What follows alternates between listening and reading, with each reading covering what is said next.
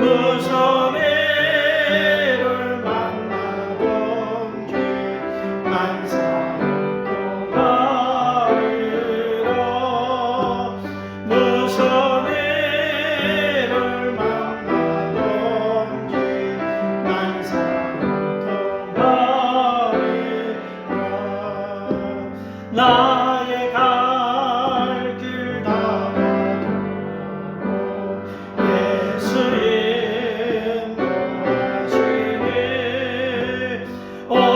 어려운 일 당한데도 족한 은혜 주시네. 난심히 평안하고 영원 매우 바라나. 나의 앞에 방설에서 생물하게 하시네. 나의 앞에 방설에서 생물하게 하시네.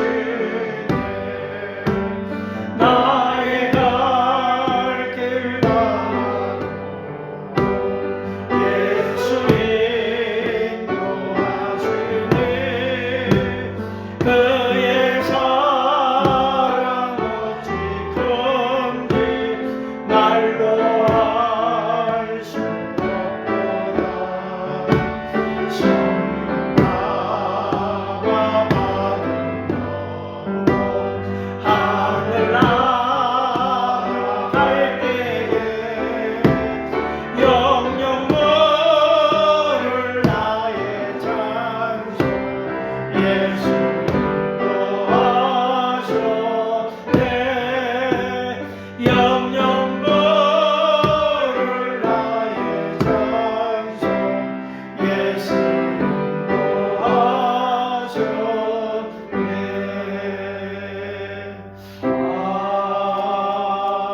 아멘. 하나님 말씀 로마서 11장 25절입니다.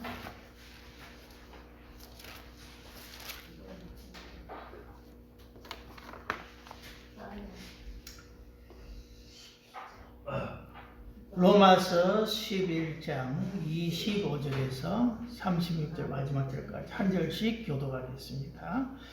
형제들아 너희가 스스로 지혜 있다 하면서 이 신비를 너희가 모르기를 내가 원하지 아니하노니 이 신비는 이방인의 충만한 수가 들어오기까지 이스라엘의 들으는 우둔하게 된 것이라. 그래야 온 이스라엘이 구원을 받으리라 기록된 바 구원자가 주님의 수다 야곱에게서 하는 것을 돌이키겠고 내가 그들의 죄를 없이 할 때에 그들에게 이루어질 내 언약이 이것이라 함과 같으니라. 거꾸로 하면 그들이 너희로 말미암아 원수에가요 택하심으로 하면 조상으로 말미암아 사랑을 입은 자라. 하나님의 은사와 부르심에는 후회하심이 없느니라. 너희가 전에는 하나님께 순종하지 아니하니 이스라엘이 순종하지 아니하므로 이제 긍휼을 입었느니라. 이와 같이 이 사람들이 순종하지 아니하니 이는 너희에게 베푸시는 긍휼로 이제 그들도 긍휼을 얻게 하려 하심이라. 하나님이 모든 사람을 순종하지 아니하는 가운데 거두어주시는 모든 사람에게 긍휼을 베풀어 하시니라. 깊도다 하나님의 지혜와 지식의 풍성함이여 그의 판단은 헤아리지 못할 것이며 그의 길은 찾지 못할 것이로다. 누가 주의 마음을 알았느냐? 누가 그의 공사가 되었느냐? 누가 주께 먼저 드려서 갚으심을 받겠느냐? 이는 만물이 주에게서 나오고 주로 말미암고 주에게로 돌아가리라. 그에게 영광이 세세에 있을지어다. 아멘. 아멘. 자, 이스라엘은 하나님께서 완전히 버리셨는가에 대한 바울의 해석을 우리가 보고 있습니다. 구약시대부터 하나님께서 남은 자들이 있게 하셨다. 그래서 지금도 이스라엘 가운데 은혜로 택하심을 받은 남은 자들이 있다라고 논증하고 있습니다. 그리고 이스라엘에 잠시 넘어짐은 그 넘어짐으로 말미암아 오히려 이방인들이 풍성함을 가졌다. 풍성한 은혜를 받았다. 이스라엘이 복음을 거부함으로 말미암아 복음이 이방인들에게 가서 이방인들이 믿게 되었다는 거죠. 그 이방인들의 믿음을 통해서 하나님은 이스라엘로 하여금 다시 시기심을 불러일으켜서 다시금 하나님의 구원에 참여하려 한다라고 말하고 있습니다. 그러면서 비유를 들기를 돌감람나무 같은 그 이방인들이 원감람나무에 접붙임을 받았다. 그리고 원감람나무에 있던 그 꺾인 가지와 같은 그 동족 이스라엘이 다시 믿음으로 원감람나무에 접붙임을 받는 것은 당연한 일이다. 그렇게 말하고 있습니다. 질이 나쁜 돌감람나무가 참감람나무, 원감람나무에 접붙임을 받았으면 그 원감람나무에 있다가 꺾인 가지와 같은 그 가지는 얼마나 더 원감람나무에 더 접붙임이 잘 되겠느냐, 그런 식의 이야기를 하고 있습니다. 바울은 계속해서 이스라엘 그 구원 역사에는 사람들이 알지 못하는 하나님의 놀라운 지혜가 있다라고 말씀하고 있습니다. 25절에 너희가 스스로 지혜 있다 하면서 이 신비를 모르기를 원하지 않는다. 스스로 지혜 있다 하면서 신비라고 하는 것은 뭡니까? 인류를 구원하기 위해서 감추어진 하나님의 그 오묘한 지혜를 이야기하는 거죠. 특별히 이 이스라엘에 대한 하나님의 구원 계획, 이것을 신비라고 그렇게 말하고 있는 것입니다. 그 신비의 해답은 뭡니까? 이방인의 충만한 수가 들어오기까지 이스라엘을 잠시 우둔하게 해둔 것이라, 그렇게 말씀하고 있습니다. 이방인의 충만한 수가 들어오기까지, 그러니까 이스라엘 밖의 사람들이 예수를 믿을 때까지, 그 숫자가 중요한 것이 아니라 하나님께서 택하시고 예비하신 그런 하나님의 구원 계획이 이루어졌을 때, 이방인에 대한 하나님의 구원 계획이 이루어졌을 때에, 그래서 이방인들이 주께로 돌아오게 되고, 그 다음에 뭡니까? 유대인들이 예수께로 돌아온다라고 하는 그 순서적인 질서를 강조하고 있습니다. 그래서 이방인의 충만한 수가 들어오기까지, 그때까지, 그 다음에 뭡니까? 그 다음에 이스라엘이 돌아온다라는 것을 이야기하고 있는 것입니다. 이스라엘이 먼저 된 자였죠. 먼저 된 자로서 이제는 나중된 자가 되었고, 나중되었던 뭡니까? 이방인들이 이제는 먼저 된 자가 되었다라고 말하는 것과 똑같습니다. 먼저 선택되었으나 이스라엘은 후순위로 밀려나게 되고, 하나님의 관심 밖에 있었으나 이제는 하나님의 관심을 받는 그런 이방인들이 되었다라는 것입니다. 그러나 어쨌든 기회가 없는 이스라엘에게 기회가 없는 것은 아니다. 단지 순위가 뒤로 밀려난 것뿐이다. 그 후에는 이스라엘의 남은 자들이 주께로 돌아올 것이다. 이게 하나님의 지혜에 나타난 반전이라는 것입니다. 26절에 그리하여 온 이스라엘이 구원을 받을 것이다. 이런 바울은 계속해서 이러한 내용을 구약의 말씀으로 뒷받침하고 있습니다. 이사야 59장 20절 말씀을 인용하면서 구원자가 시온에서 오사 야곱에게서 경건하지 않은 자를 돌이키시겠다. 구원자라는 말은 구약의 표현으로는 고엘이라는 말, 기업 물을 자라는 뜻이죠. 빛을 갚아주는 자라는 뜻입니다. 예수님은 다 이루었다, 빛을 갚아주셨다. 구약으로 치면 고엘. 구원자가 시온에서 왔다. 예수님을 가리키는 거예요. 그 야곱에게서 경건하지 않는 자를 돌이키시겠고, 야곱은 이스라엘을 상징하는 사람이죠. 야곱에게서 12지파, 12지파 이스라엘이 됐으니까 네가 야곱을 하나님은 야복강에서 이스라엘이라 하리라 그랬잖아요. 그죠? 야곱은 이스라엘을 대변하는 것입니다. 그 이스라엘에서 경건하지 않은 것을 돌이키시겠다. 지금 하나님을 떠나서 지금 살고 있습니다. 복음을 거절하고 있습니다. 근데 예수님이 오셔서 결국 그들을 경건하지 않는 것을 돌이키시겠다.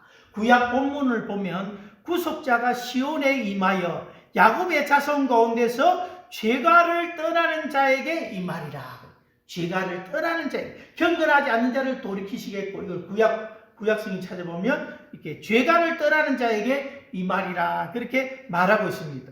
또 하나 인용하는 것이 뭡니까? 27절에 내가 그들의 죄를 없이 할 때에 그들에게 이루어질 내 언약이 이것이라. 이게 이사야 27장 9절에는 뭐래요? 야곱의 불의가 속함을 받으며 그의 죄 없이함을 받을 결과로 이것이 첫 언약이다. 뭐 언약이다. 내 언약이다. 그렇게 이야기를 하고 있습니다. 야곱의 불의가 속함을 받고 죄 없이함을 받는다. 지금 이스라엘에 대해서 구약 성경이 이렇게 예언했다. 하나님 그들을 버리시느냐? 아니다. 구속자가 와서 그들을 경건하지 않는 것을 돌이키게 될 것이다. 그들을 죄에서 떠나게 해서 그들을 돌이키게 하고 불의에서 속함을 받고 죄사함을 받게 할 것이다 라고 말씀하고 있는 것이죠.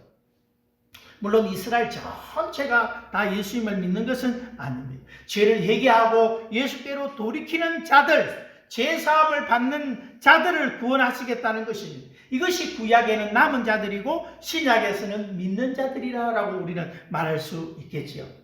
지금의 이스라엘 사람들은요, 77%가 유대교를 믿고 있습니다. 유대교를. 그리고 16%는 이슬람을 믿고 있습니다. 이슬람. 더하면 이제 93% 정도 되는데, 더하면 나머지 7%가 있는데, 7% 중에서 지금 기독교를 믿는 사람은 1.9% 정도 됩니다. 그러니까 2%도 못된 사람들이 예수님을 믿고 있습니다. 그들을 보면서 언제 저들이 주께로 돌아옵니까? 우리가 지금도 그렇게 우리가 기도하고 하잖아요. 그러나 해답은 뭡니까? 언젠가 주께서 저들에게도 은혜를 주셔서, 그죠? 예수 그리스도를 인정하지 않잖아요. 유대교에서는 예수가 구원자라고 믿지 않아요. 하나님의 아들이라고 믿지 않아요. 예수님 당시와 똑같은 사상을 그대로 가지고 있어요. 근데 언젠가는 그들도 예수가 그리스도였구나. 왜 우리가 진작에 몰랐던 거, 왜 이사야 53장에 고난받는 메시아를 그렇게 말하고 있는데도 우리는 그것을 외면하고 우리 고집대로 이렇게 살았던 거 하면서, 이방인들이 저렇게 믿고 있는데, 우리가 먼저 은혜를 받았는데, 우리가 먼저 하나님의 택하심을 받은 백성인데 왜 우선순위가 저들에게 돌아갔어? 저들이 예수를 믿는데 이제 우리 차례야 하면서 언젠가는 그들이 돌아오게 될 것입니다. 여기 보면 스스로 지혜 있다 하나 하면서 이 신비를 모르는 자들에게 그렇게 말하고 있습니다. 인간이 가진 교만한 태도는 뭡니까? 스스로 지혜 있다는 것입니다. 내가 다 안다는 거죠. 욥이 그랬습니다. 마치 자기 억울함을 가지고 하나님을 막 따지듯이 묻는 것입니다. 자기가 옳다고 바락바락 우기는 것입니다. 하나님이 말씀하십니다. 지식이 없는 말로 이치를 어둡게 하는 이 자가 누구냐? 이제 너는 남자답게 허리를 동여매라. 이는 내가 너에게 질문을 던질 것이기 때문이니 너는 나에게 대답하라 하면서 욥에게 막 질문을 던집니다. 내가 땅에 기초를 놓을 때에 너는 어디 있었느냐? 넌 누가 이 세상에 치수를 부여하였느냐? 이 정도 크기를 하겠다고 누가 그렇게 이 우주에 치수를 부여하였느냐? 누가 그 위에 청량줄을 펼쳤느냐? 어디 위에 그 기초들이 고정되었느냐? 누가 그것을 모퉁이 돌에 놓았느냐 하면서 마치 집을 짓는 것을 이 우주를 창조하신 것에 비유하면서 욥 너 알고 있어? 여러분 피조물이 어떻게 창조주가 하신 그 일들을 다 알겠습니까? 모르지요. 답은 모르는 것입니다. 알 수 없다는 것입니다. 모르면서 안다고 그렇게 우기니 겸손함이 필요한 것이죠. 하나님은 창조하시고요. 인간은 창조한 것을 발견한 거예요. 발견한 거. 만유인력의 법칙. 본래부터 하나님 창조시에 다 있었어요. 근데 뉴턴이 그걸 사과가 떨어지는 걸 보고 발견한 거죠. 창조하신 분은 하나님이시고 발견한 것은 인간이다. 그 발견한 인간이 자기가 다 안다고 그죠? 우기는 것은 그 이상한 것이죠. 십자가를 통한 하나님의 구원 계획은 하나님의 지혜였다라고 성경은 말하고 있습니다. 하나님의 지혜가 뭐냐? 십자가를 통한 구원. 이게 하나님의 감추어진 지혜, 신비였다. 고린도전서 1장에 보면 하나님의 지혜에 있어서는 이 세상이 자기 지혜로 하나님을 알지 못하는 거로. 인간은 죽었다 깨어나도 자기 지혜로 구원에 이를 수 없어요. 도 닦는다는데 아무리 닦아봐요. 돌은 돌일 뿐이에요. 돌을 닦아봐요. 그 속에 선한 게 있는가? 자기 지혜로 하나님을 알지 못하는 거로 하나님이 전도에 미련한 것으로 믿는 자들을 구원하시기를 기뻐하셨도다. 전도 속에 뭐가 있습니까? 전도가 뭡니까? 하나님의 구원 지혜를 이렇게 십자가의 그 구원을 전하는 것 아닙니까? 이게 하나님의 지혜라는 것입니다. 유대인은 표적을 구하고 헬라인은 지혜를 찾으나 우리는 십자가에 못 박힌 그리스도를 전하니 유대인에게는 거리끼는 것이요 이방인에게는 미련한 것이로되 오직 부르심을 입은 자들에게나 유대인이나 헬라인이나 그리스도는 능력이요 하나님의 지혜니라. 십자가 내가 처음 볼 때에 하면서 찬송 부르는 사람들은 그 십자가가 벌써 능력인 것을 알아요. 구원하는 능력이 주 십자가에 있구나. 그러나 표적을 구하는 헬라인에게 십자가는 그게 표적이 아니고 그거는 실패지. 지혜를 구하는 헬라인들에게는 그 십자가는 뭡니까? 거기 뭐가 지혜가 있습니까? 그냥 한 인간의 고집스러운 인간의 죽음뿐입니다. 그의 죄가 그를 죽음에 내본 것입니다. 거기에 무슨 지혜가 있습니까, 여러분? 이사야 53장 8절 그는 곤욕과 신문을 당하고 끌려갔으나 그 세대 중에 누가 생각하기를 그가 살아있는 자들의 땅에서 끊어지면 마땅히 형벌받을 내 백성의 허물 때문이라 하였으리로. 그 세대 중에 누가 생각하기를 십자가에 못 박히는 예수를 보면서 그가 살아있는 자의 땅에서 끊어지면 지금 죽는다 이 말이에요. 그가 찔리면 그의 죄 때문이라고 생각해요. 그가 상하면 그의 허물 때문이라고 생각했어요. 그래서 그런데 그들이 몰랐던 것이 뭐냐? 마땅히 형벌받을 내 백성의 허물 때문이라고 누가 생각을 했겠느냐? 이 대속의 죽음, 날 대신한 대속의 죽음이라고 누가 생각을 했겠느냐라는 아무도 생각하지 않았다. 피 흘림이 없이는 제사함이 없다. 피 흘림이 그 구약에서 이야기한 거 아닙니까? 피 흘림이 없이는 제사함이 없다. 그래서 부지런히 양을 잡고 소를 잡고 염소를 잡고 피를 흘려서 그들의 죄를 속하려고 했던 거 아닙니까? 근데 그 피의 효력은 오래 못 가는 거예요. 근데 예수님의 피 흘리시면 단번에 한 번으로 영원히 우리의 죄를 씻어주셨지 않습니까? 그 십자가의 죽음이라는 것입니다. 그리고 죽어야 산다는 것입니다. 이열치열이라는 말이 있습니다, 여러분. 열로서 열을 다스리는 것입니다. 외국인들은 뜨거운 여름날에 삼계탕을 먹는 걸 이해를 못합니다, 여러분. 천개월날 알을 이렇게 마시는 것을 이해를 못합니다, 여러분. 십자가는요, 죽음으로 죽음을 이긴 거예요. 죽음으로 죽음을 이기는 거. 누가 생각했겠습니까? 죽음으로 사망의 근세를 깨뜨려 버렸습니다. 그것이 바로 부활의 성리인 것입니다. 죽어야 부활을 하는 것입니다. 죽어야 사는 것입니다. 이것이 이 역설이 뭡니까? 하나님의 지혜라는 것입니다. 20절에 하나님의 언약 속에서 바라보는 이스라엘의 이중적인 모습입니다.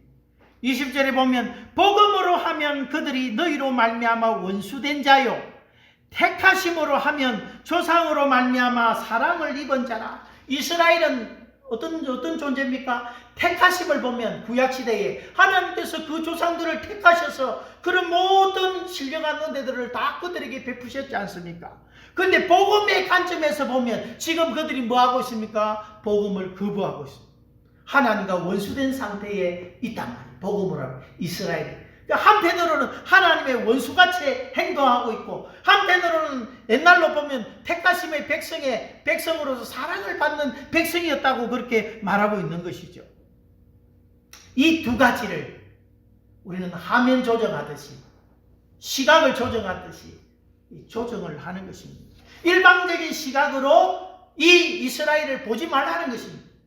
지금 하나님을 믿지 않고 복음을 반대하고 있으니 그들은 하나님께 버림받았다고 생각하지 말라는 것입니다. 그들은 옛날부터 하나님이 택하셔서 사랑을 받는 그런 자였다는 거죠. 그러면서 그죠? 지금은 하나님 복음의 원수같이 행하지만은 그 다음에 저희 하나님의 부르신 그 은사는 후회함이 없다. 이 지금 반대하는 하나님과 원수된 이 이스라엘을 하나님 돌이켜서 주께로 돌아오게 하실 것이라고 하는 그 이야기를 이어가고 있는 것입니다. 그래서 이 하나님의 계획을 우리가 알아야 된다는 것입니다. 모르면서 사람을 우리는 함부로 판단합니다, 여러분. 일방적인 시각으로 사람을 판단하죠. 사람마다 장점이 있고 단점이 있습니다. 그러나 단점을 우리는 보면서 저 사람 다 싫다라고 이야기를 합니다. 저 사람 다 보는 것이 다 싫은 것은요, 내 마음이 꼬여서 그런 거예요. 꽃이 아름답게 보이지 않는 것은 내 마음에 꽃이 없기 때문이랬어요. 그러니까 내 마음에 내가 비비꼬인 내 심리, 이게 문제라는 것입니다. 어떤 사람은 첫인상을 중요하게 생각하는 사람이 있습니다. 물론 첫인상이 오래 가죠. 그러나 인상과 다른 사람들도 많습니다. 나는 이렇게, 근데 내가 오판한 거 잘못 생각한 거죠. 속을 들여다봐요. 그래서 이 성경도 외모로 판단하지 말라라고 이야기하고 있지 않습니까? 우리는 균형 잡힌 시각을 가진 것이 참 중요한데 어렵습니다. 근데 이 균형이라는 말도 똑같이 대하는 것이 아닙니다. 이것도 옳고 저것도 옳다. 이게 균형인가? 그건 아니라는 것입니다. 왜냐하면 균형이 깨졌을 때 그 균형을 맞추기 위해서 반대쪽에 더 가야 되고, 또 이쪽이 기울어지면 균형을 맞추기 위해 이쪽으로 가야 되기 때문에 똑같이 이렇게 대하는 것이 균형 있는 시각은 아니다. 중요한 것은 그 중심을 잡는 중심이 문제다. 바울은 유대인들에게 중에서 율법 아래 있는 자들에게는 율법 아래 있는 것처럼 할례를 받겠습니다. 율법이 없는 자에게는 억지로 할례 받지 않았습니다. 그런데 어떤 사람이 디도에게는 할례를 행하지 아니하고 디모데에게는 할례를 받게 하고, 이랬다 저랬다. 어쩌란 말이냐? 중심입니다. 중심. 모쪼록 유대인을 구원하기 위해서 그 중심을 가지니까 이쪽으로 기울이면 이쪽에 서고, 이쪽으로 기울이면 이쪽으로 서고, 그렇게 할 수 있다는 것이죠. 그래서 우리가 유대인들을 볼 때 한쪽만 보고 판단하지 말아요. 저 사람들은 영원히 선택받은 백성이다 하면 우울고 빠져가지고 복음을 받지 않으면서 우리는 선택받은 백성이야. 또 한쪽에는 이죠. 저거 복음의 원수야. 예수를 십자가에 못 박은 민족이야 하면서 한쪽만 바라보지 말라는 것입니다. 하나님은 그들 중에 그들을 향한 구원 계획을 가지고 있다는 것입니다. 하나님의 언약, 그것이 하나님의 언약이라는 것입니다. 하나님의 언약에는 일관성이 있다는 것입니다. 어떨 때 선택했다가 어떨 때는 또 버리시고 왔다 갔다 하시는 분이 아니라는 것입니다.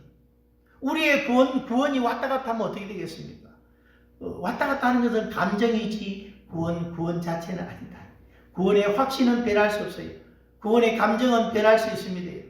상황에 따라서. 그 감정이 내 마음이 처질 때 나 구원 못 받았는가 생각하는 감정을 따라. 우리 확신은 어디 있습니까? 말씀에서.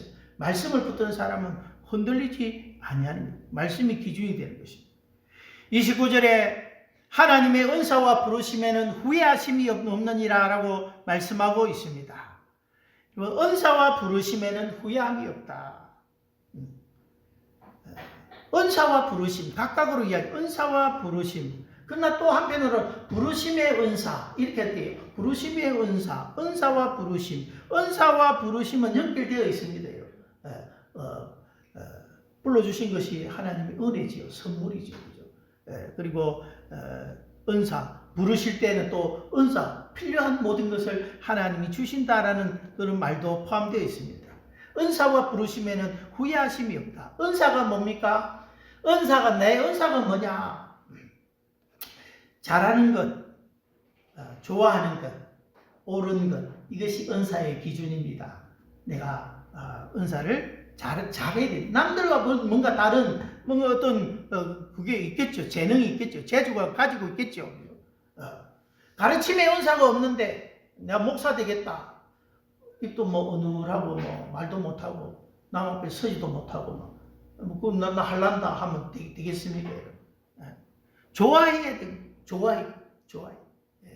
새벽 기도가 싫고 뭐 이렇게 기도하는 게 싫고 하면 목사가 되면 안 되겠죠, 그죠?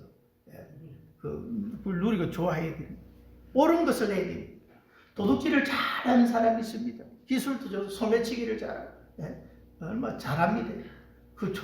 또 챙기니까 좋아합니다. 근데 그건 옳은 일이 아닙니다. 간혹 도둑질은 은사가 아닙니다. 그런 건 은사가 아니죠. 잘하는 것, 좋아하는 것, 옳은 것이 은사다. 부르심이 은사다. 아니 은사와 부르심 이렇게 할 수도 있고, 각자에게는 하나님 주신 은사가 다 있다. 난 아무짝에도 필요 없다, 쓸모없다, 이렇게 절대로 생각하지 마라. 사람을 기능적으로만 보지 마라. 그죠? 기능적으로 보면 뭡니까?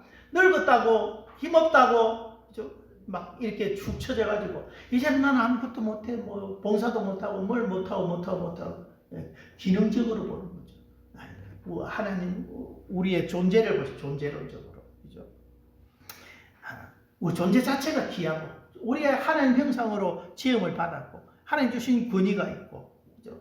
또 뭐 쓸모없는 게 아니고, 기능적으로 봐도요, 힘은 없어도, 여러분, 숟가락 떨림 있으면요, 기도할 일도 다 있어요. 숟가락 떨리면 기도할 일 다 있어요. 온 세상을 품을 수 있어요.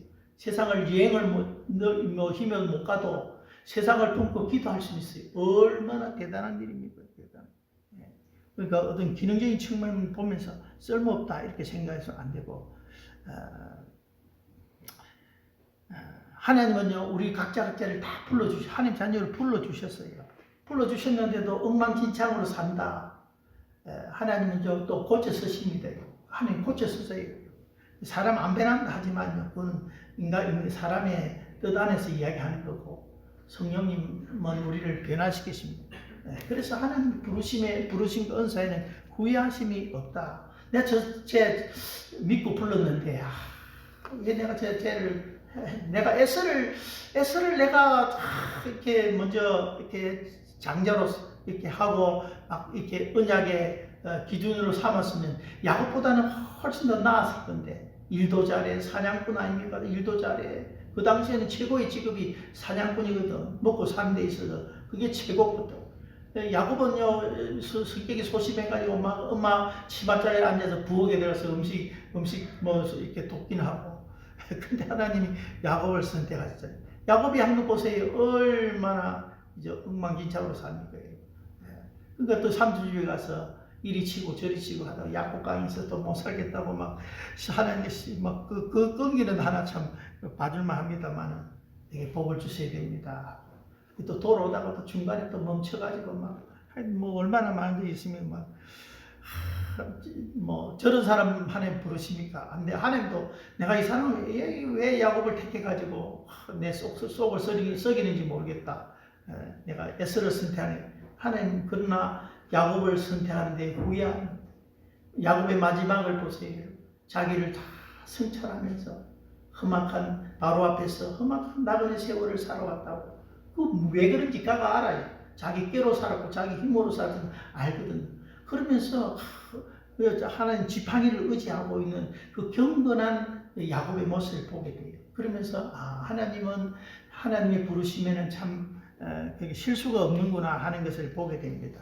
여러분 부르신 것 하나님 실수 아닙니다. 여러분 하나님 반드시 고쳐서라도 쓰시고요, 반드시 여러분들을 찬란하게 하나님 쓰실 것입니다. 30절에서 32절에 보면 또 하나의 논지의 역설을 말하고 있습니다. 전에는 나무의 어떤 접붙임을 통해서 말했다면 이번에는 순종과 긍휼이라고 하는 이것을 가지고 또 말하고 있습니다. 30절에 보면 너희가 전에는 하나님께 순종하지 아니하더니 이스라엘이 순종하지 아니하므로 이제는 긍휼을 입었는지라. 너희가 할 때 너희는 이방인들을 이야기하는, 이방인들이 전에는 하나님께 순종하지 아니했습니다. 근데 때마침 이스라엘이 순종하지 아니함으로 말미암아 기회가 누구에서 왔습니까? 이방인들에게 왔잖아요. 하나님의 긍휼을 입었다는 것입니다. 그죠? 그런데 이제는 상황이 역전되어서 이스라엘이 순종하지 않고 이스라엘이 순종하고 있지 않다는 것입니다. 그러나 하나님은 이방인들이 전에 순종하지 않았던 그 이방인들에게 긍휼을 베풀었던 것처럼 지금 순종하지 않는 이스라엘에게도 긍휼을 베푸신다고 하는 그런 말이죠. 긍휼을 베푸시다는 거예요. 그러면서 그 논지의 끝에 무엇을 말하고 있습니까? 하나님께서 그죠? 이 32절을 보면 하나님이 모든 사람을 순종하지 아니하는 가운데 가두어 두심은 모든 사람에게 긍휼을 베풀려 하심이로다라고 말씀하고 있습니다. 논리라는 것이요, 조금 틀리면요, 다 처음부터 틀리면 다 깨져버려요. 근데 바울이 논리를 전개할 때에 이방인들이 그죠? 하나님께 순종하지 않더니 그때는 이스라엘 순종했죠. 근데 이스라엘이 순종하지 않으니까 이방인들이 은혜를 입었다. 이제는 이스라엘이 말씀이다. 이스라엘 말씀인데 그 전에 말씀 부렸던 이방인들이 긍휼을 입었으면 이 말씀 부리는 이스라엘도 긍휼을 입지 않겠느냐라고 하는 희망의 메시지를 바울이 말하고 있는 것이죠. 이러한 논지들은 성경에 많이 있습니다. 율법과 복음 속에서도 우리는 적용해 볼 수 있습니다. 하나님께서 백성에 어려운 율법을 주셨습니다. 율법을 지키지 못하는 그 인생은 어려운 율법으로 말미암아 오히려 죄인으로 드러나게 되었습니다. 하나님은 율법을 통해서 인간을 그냥 죄 아래 가두어 버렸습니다. 그럼 그게 끝이냐? 아니라는 것입니다. 죄 아래 왜 가두어 두셨습니까? 그 죄인을 구원하시려고 예수님이 오셨을 때에 자기가 죄인이라고 인식하는 사람들이 예수님께 나아올 수 있기 때문에 그래서 그 나아오라고 다 그들을 죄 아래 가두었다는 것입니다. 뭘로? 율법을 통해. 하나님의 어려운 법을 통해서. 왜 그랬을까요? 그들은 자기가 스스로 행위로 어려워질 수 없다는 것을 모르고 자만했기 때문에. 그럼 한번 지켜봐 하고 율법을 준 겁니다. 율법을 지킵니까? 작심3일인데 못 지키니까 내가 죄인이구나. 내가 맨날 작심3일 하는 것입니다. 주여 맨날 작심3일. 지난주에 했던 기도 똑같이 회개하고 늘 또 작심3일 하는 것입니다. 내 힘으로 되는 게 아니고 우리의 삶 속에 난 죄를 내 힘으로 이기는 게 아니고 성령의 능력으로 이긴다는 것을 알게 하기 위해서 날마다 절망하게 하는 거예요. 그걸 깨달을 때까지 절망하게 하는 거예요. 얼마나 하나님 위해서 살고 싶겠습니까? 은혜를 받으면 살고 싶은데 은혜와 성령이 같이 가야 되는데 은혜와 내가 같이 가니까 은혜를 받아서 좋은데 막 그 다음에 자기 힘으로 막 하다가 나중에는 이게 번아웃이 와가지고 그냥 탈진하는. 은혜 받았으면 성령의 능력으로 또 살아야 됩니다. 그래서 항상 그 마지막 결과 속에는 그 다음을 하나님은 예비하고 계시다는 것입니다. 갈라디아서 3장 22절에 보면 성경이 모든 것을 죄 아래에 가두었으니 이는 예수 그리스도를 믿음으로 말미암는 약속을 믿는 자들에게 주려 함이라. 믿음이 오기 전에 우리는 율법 아래 매인 바 되고 계실 믿음의 때까지 갇혔느니라. 믿음이 와서 예수님이 오신다. 예수님이 와서 우리를 풀어줄 때까지, 그죠? 우리를 하나님께서 죄 아래 가두어 두셨다. 그죠? 그래서 예수 그리스도를 믿지 않는 자는 여전히 죄 아래. 예수 믿어서 예수 대속의 은혜를 주시고 죄에서 해방을 주시고 우리에게 그런 죄에서 노임받게 했죠. 믿는 자들 속에서는. 결론은 뭡니까? 하나님이 모든 사람을 순종하지 않는 가운데 가두어 두시면 모든 사람에게 긍휼을 베풀기 위함이다. 그 긍휼을 입은 것이 바로 우리라는 것입니다. 디도스 3장 3절에 보면 우리도 전에는 어리석은 자요 순종하지 아니한 자요 속은 자요 여러 가지 정욕과 행락의 종로로 탄 자요 악독과 투기를 일삼은 자요 가정스러운 자요 피차 미워한 자였으나 우리 구주 하나님의 자비와 사람 사랑하심이 나타날 때에 우리를 구원하시되 우리의 행한 바 의로운 행위로 말미암지 아니하고 오직 그의 긍휼하심을 따라 중생의 씻음과 성령의 새롭게 하심으로 하셨나니 그렇게 말하고 있습니다. 여러분 가운데 우리가 전에는 어리석은 자요 순종하지 않은 자요 속은 자요 여러 가지 정욕과 행락의 종로로 하는 자요 악독과 투기를 일삼은 자요 이렇게 쭉 하면 내가 그렇게까지는 안 살았는데 혹시 여러분 막 내가 이렇지 악독과 투기 내가 그렇게 악했나 이런 사람들은요 자기 성찰이 더 필요한 사람입니다. 가만히 우리 마음의 의도와 동기까지 썩어 있는 것을 머리끝에서 발끝까지 완전히 썩어 있는 것을 우리가 아는 거죠. 그래서 나 같은 죄인도 구원받았으니 당신도 만만치 않은 사람인데 나 같은 사람도 구원받았으니 당신도 구원받을 수 있습니다라고 이야기할 수 있는 거죠. 우리가 착한 사람 찾습니까? 전도할 때 착한 사람 말들을 잘 들을 것 같은 사람 좀 사회적인 위신을 가지고 막 이렇게 좀 도움이 될 만한 사람을 우리가 찾습니까, 여러분? 아주 험상궂게 생기고 뭐 팔에 문신하고 막 아주 막 그런 사람은 막 하나님께서 버린 자처럼 우리가 그런 자였다는 거예요. 그러니까 하나님은 반전의 하나님인데 우리가 미리 단정하고 예단하지 말라는 것입니다. 행위를 보고 미리 단정하지 말라는 것입니다. 저런 사람은 구원 못 받을 거라고 그렇게 말하지 마십시오. 하나님은 그런 사람을 완전히 바울 같은 사람이 있습니까, 여러분? 완전히 예수 믿는 사람을 잡아 죽이려고 앞장서던 사람, 열심으로 치면 바리새인 중에서 최고의 열심을 가했던 이런 사람은 그 사람이 하나님 반전을 일으켜서 완전히 복음을 전하는 자로 하나님 만들어 버리시잖아요. 하나님이 하시면 그렇게 하실 수 있다는 거예요. 그래서 우리가 사람들을 볼 때 긍휼의 마음을 거두지 말아야 된다. 하나님이 거두지 않는데 왜 우리가 거두냐? 어떤 분이 그래요. 전에는 우리 대한민국 이렇게 국민이 미웠다는 거예요. 왜? 이렇게 정치가 엉망이고 하는데도 국민들이 전혀 깨닫지를 못하니까 미워 죽겠다는 거예요. 이제는 국민이 불쌍하다는 거예요. 국민이 참 불쌍하다는데 여러분 사람을 우리가 복음 안에서 살아볼 때도 그죠? 미워 죽겠는 사람이 있을 수 있죠.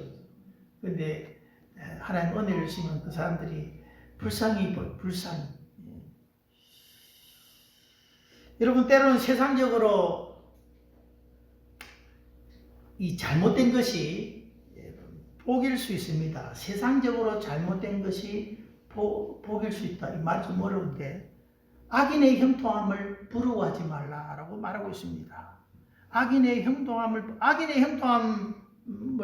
때 뭘 봅니까? 여러분이 형통함만 보잖아요. 형통함. 그죠? 결과만 본다는 거죠. 땅에서 좋은 것, 편한 것, 누리는 것만 보고 평가합니다, 여러분. 그러나 악인의 형통, 악의 결과임을 보지 못합니다. 여러분은 그 악인의 형통함에 참여하지 않는 것이 여러분 복이죠. 하나님 그 악인에 대해서 심판할 풀의 꽃과 같이 시들게 만들 것입니다. 진짜 복받은 사람은 우리라는 거죠. 신명기 33장에 보면 이스라엘이여 너는 행복자로다. 여호와의 구원을 너같이 얻은 백성이 누구뇨? 그는 너를 돕는 방패시요 너의 영광의 칼이시로다. 내 대적이 내게 복종하리니 내가 그들의 높은 곳을 밟으리로다 라고 말씀하고 있어요. 구원받은 은혜다. 그래서 나는 행복합니다. 유난기가 나는 행복합니다. 복에 신령한 가치를 할 때 우리가 최고로 행복한 사람인 것을 압니다. 악인의 형통함을 부러워하지 마세요. 그게 복인 것 같아도 복이 아니에요. 근데 복이 아닌데 복인 게 많다는 거예요. 행복은 성육순이 아니라 하잖아요.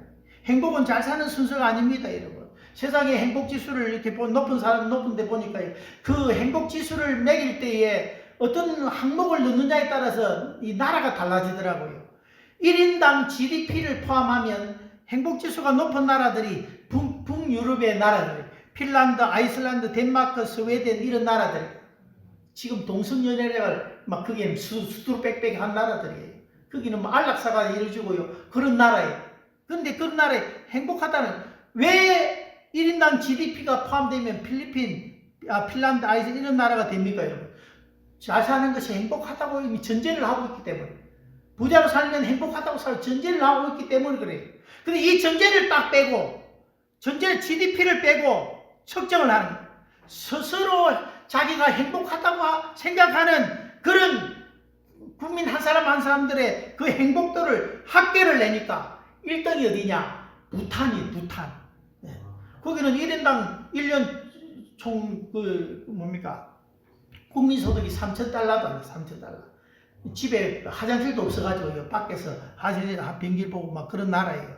근데 개인은 행복하다고 막 느끼는 거예요. GDP가 포함되면요, 부탄은 97일, 97일. GDP를 빼버리니까 스스로 행복하다고, 그런 거 없어도 행복하다라고 느끼는 거예요. 행복은 잘 사는 순서가 아니다. 자문인가 보면 그죠?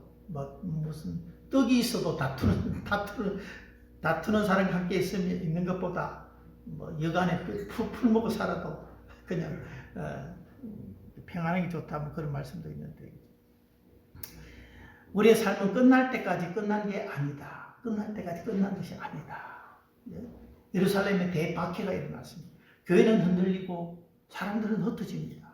교회 시대가 끝날 것으로 생각했습니다. 성경은 그 흩어진 사람들이 복음의 말씀을 전하며 그렇게 말하고 있습니다. 복음이 들풀처럼 그 이방인 사마리아 지역으로 해서 올라가 퍼져갔습니다. 결국 사도행전 1장 8절의 말씀을 성취하고 있다. 그 말씀은 어떻게 성취됐습니까? 고난과 함께 사도행전 오직 성령이 너희에게 임하시면 너희가 권능을 받고 예루살렘과 온 유대와 사마리아와 땅끝까지 그것이 사도행전 전체예요. 그리고 땅끝까지는 지금도 계속되고 있고 어떻게 보면 이건 그냥 차례일 수도 있지만 또 어떤 사람은 이게 예루살렘, 온 유대와 사마리아 땅까지 차례가 아니라 동시적으로 해야 된다 그렇게 주장하는 사람도 있어요. 동시적으로 예루살렘 지금 동시인가 지금도 필요하고 지금도 유대도 필요하고 사마리아도 온 세대 다 같이 해야 돼. 같이 순서적으로만 생각하지 말고 그죠? 그래서 그 사도행전 1장 8절이 지금 이루어 성취를 가져온다. 근데 그것이 고난을 통해서 온다. 대한민국이 이렇게 부흥됐습니다. 양화질에 가면 선교사의 묘가 있습니다. 그들이 흘린 피가 그죠? 오늘 이 대한민국에 큰 부흥을 가져왔다고 했습니다. 고생되다고 힘들다고 멈춰버렸으면 대한민국이 어떻게 이렇게 부흥됐겠습니까? 그들이 흘린 피가 이 복음의 진보를 가져왔다. 하나님이 하시는 일을 우리가 능히 헤아려 판단할 수가 없습니다. 33절에 그래서 깊도다 하나님의 지혜와 지식의 풍성함이요 그의 판단은 헤아리지 못할 것이며 그의 길은 찾지 못할 것이로다. 그렇게 말씀하고 있습니다. 그렇죠. 그 하나님의 지혜 앞에서 우리 겸손해야 되죠. 그 첨가해서 34절에 누가 그의 모사가 되었느냐? 하나님을 가르치려고 하지 말아요. 주님은 우리의 의논 상대가 아니다. 주님 뭐가 부족해서 정보를 얻으려고 우리와 의논하지 않겠습니까? 누가 그의 모사가 되었느냐? 아니, 하나님의 지혜를 우리가 어떻게 청량해서 하나님과 같이 놀겠습니까? 예수님은 어려도 우리 12살 때 성전에 가서 제사장들하고 성경을 논했습니다. 예수님은 할 수 있어요. 우리는 하나님을 가르치려고 들지 말아야 돼. 35절에 누가 주께 먼저 드려서 갚으심을 받겠느냐? 말이 좀 어려운데 누가 주님께 선물을 드렸기에 그분에게 보답으로 받을 선물이 있겠습니까? 우리는 하나님께 드린 것이 아닙니다. 여러분. 다 우리가 주께 받았을 뿐입니다. 여러분. 그죠? 역대상 29장 14절 나와 내 백성이 모시기에 이처럼 즐거운 마음으로 드릴 힘이 있었나이까 모든 것이 주께로 말미암아 싸우니 우리가 주의 손에서 받은 것으로 주께 드렸을 뿐이니다. 다 받은 거예요.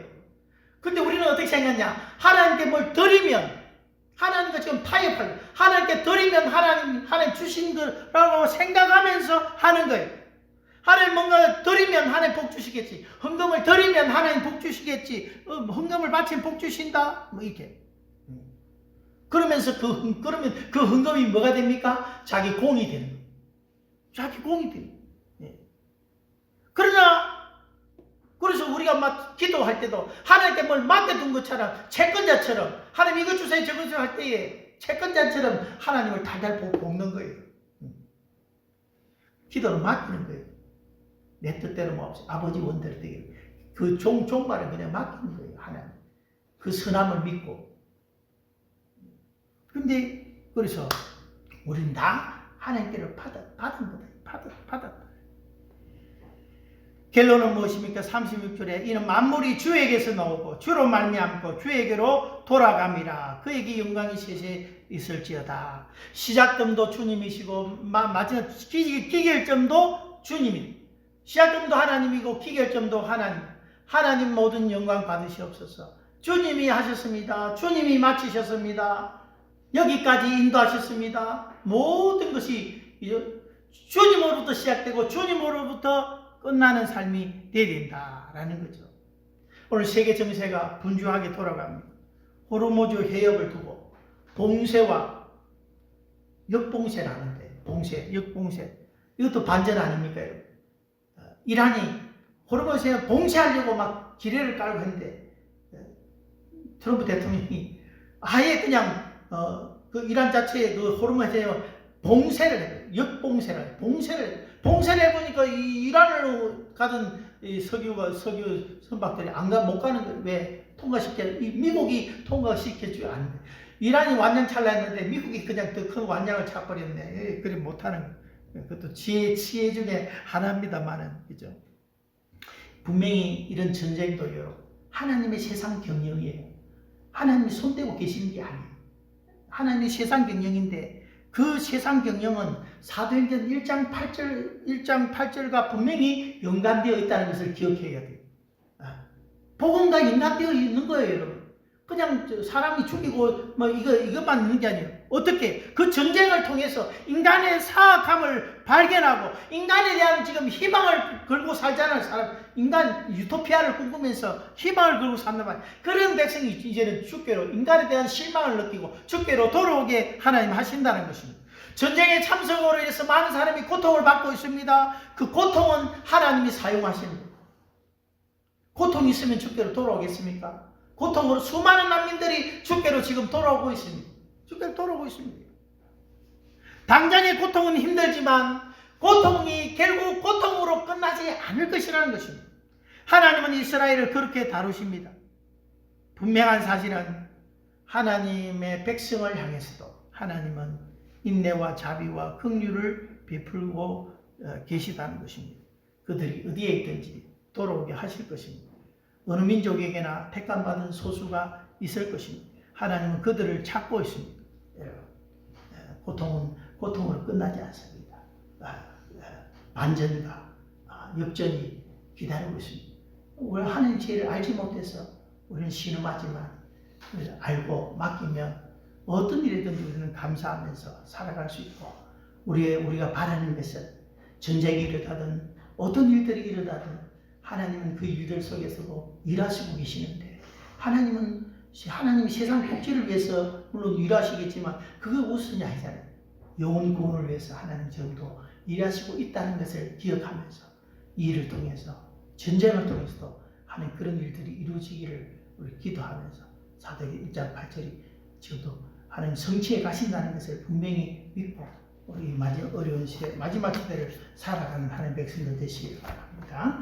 기도하겠습니다. 할렐루야. 하나님 감사합니다. 우리 성도들 붙들어 주시고 우리의 삶에 막다른 길에 하나님 다다랐을지라도 하나님께서 그것이 끝이 아니다, 또 다른 반전을 계획하고 계심을 우리는 믿습니다.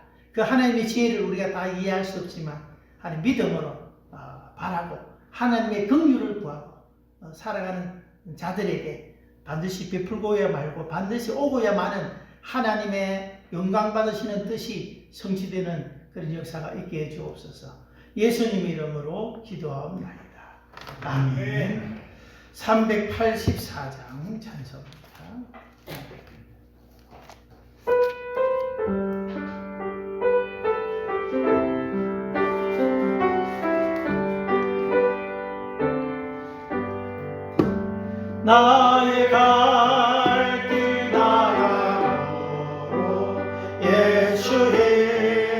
주인도하시니 내 주 안에 있는 공을 어찌하시나리요. 믿음으로 사는 자는 하늘 위로 받겠네. 무슨 일을 만나든지 만사용도하리라. 무슨 일을 만나든지 만사용도하리라. 나의 갈 길 따라도 예수 인도하시니 어려운 일 당한데도 족한 은혜 주시네. 나는 심히 고난하고 영원 매우 가라나. 나의 앞에 반석에서 샘물나게 하시네. 나의 앞에 반석에서 샘물나게 하시네. 나의 갈 길 따라도 예수 인도하시니 그의 사랑 어찌 큰지 말로 알 수 없도다. 성령과 받으며 하늘나라 갈 때에 영영 부를 나의 찬송 예수 인도하셨네. 영영 부를 나의 찬송 예수 인도하셨네. 아멘. 하나님 우리 아버지, 고단한 인생길 가운데 믿음으로 하나님 붙들고 살게 하시니 감사함을 드립니다. 세상이 알지 못하는 하나님의 놀라운 지혜를 깨닫게 하시고 우리에게 구원의 은혜를 베풀어 주신 것 감사함을 드립니다. 모든 믿는 자들에게 합력해서 선을 이루시는 하나님의 그 성실하심을 하나님 잊어버리지 말고 온전한 신뢰와 믿음을 가지고 하나님 주를 바라는 하나님의 귀한 백성들 되게 하여 주옵소서. 하나님 귀한 것 주신 것 하나님 앞에 우리는 드렸을 뿐입니다. 드릴 수 있는 마음 주시고 하나님 우리의 삶의 일터에 허락해 주신 것 감사함을 드립니다.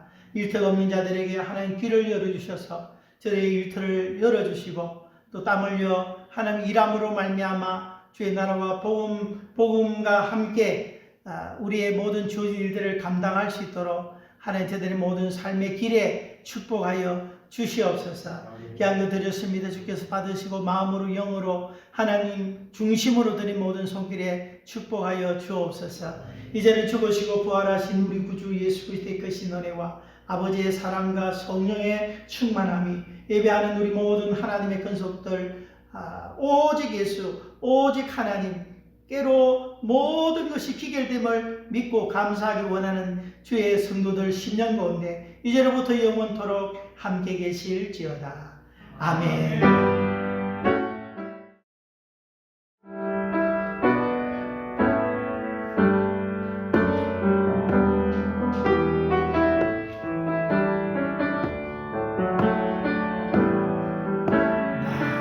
무엇과도 주님을 바꾸지 않으리. 다른 어떤 노래 하지 않으리.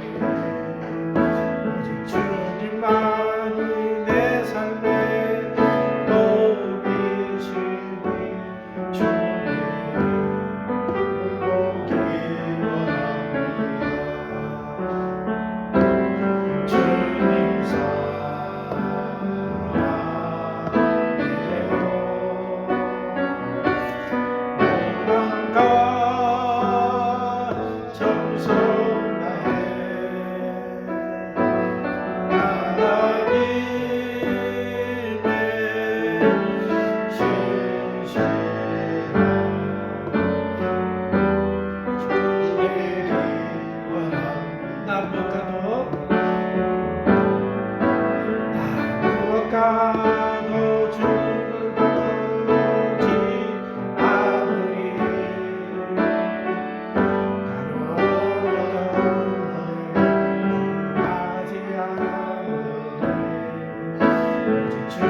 주님만이 내 삶의 도우시네.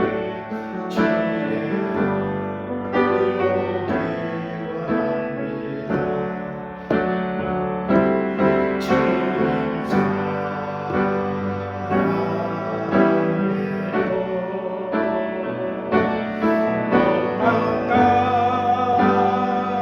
정성다해 하나님의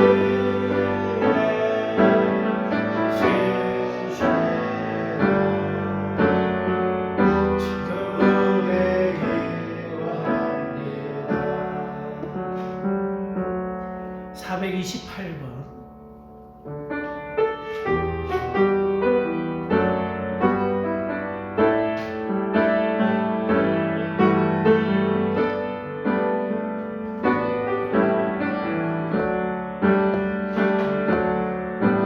주님 말씀하시면 내가 나아가리라. 주님 뜻이 아니면 내가 멈춰서리라. 나의 가고서는 것 주님 뜻에 이르소니. 오 주님 나를 이끌소서. 주님 말씀하시면 내가 나아가리라. 주님 뜻이 아니면 내가 멈춰서리라. 나의 가고서는 것 주님 뜻에 이르소니. 오 주님 나를 이끌소서. 뜻하신 그곳에 나 있기 원합니다. 인도시는 대로 순종하며 살리니 연약한 내 영혼 통하여 일하소서. 주님 나라와 그 뜻을 위하여 뜻하신 그곳에 나 있기 원합니다. 이곳에 있는 대로 순종하며 살리니 연약한 내 영혼 통하여 일하소서. 주님 나라와 그 뜻을 위하여. 오 주님 나를 이끌소서. 503번입니다.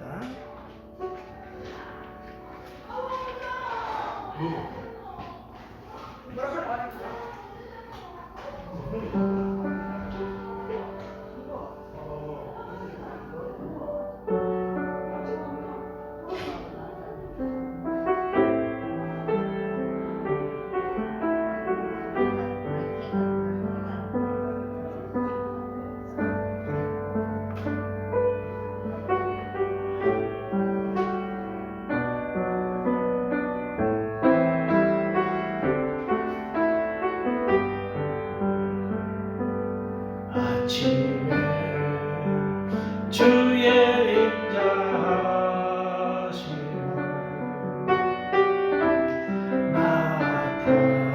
나타내시며 밤마다 주의 성실하심을 베풀이 전하이다. 아침에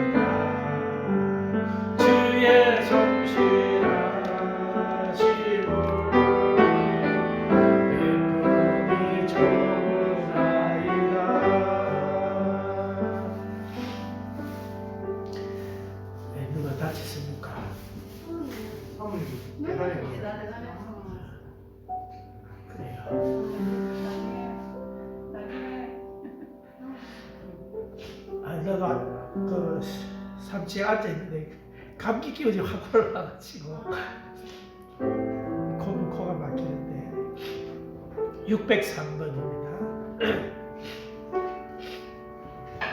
603번.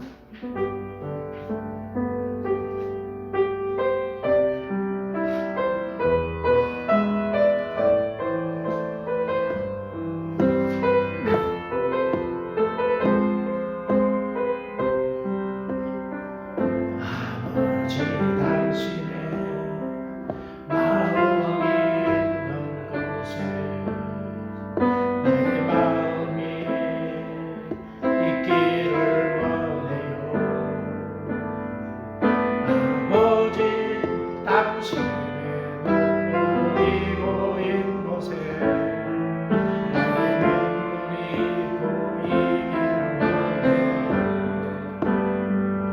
아버지 당신이 바라보는 영혼에게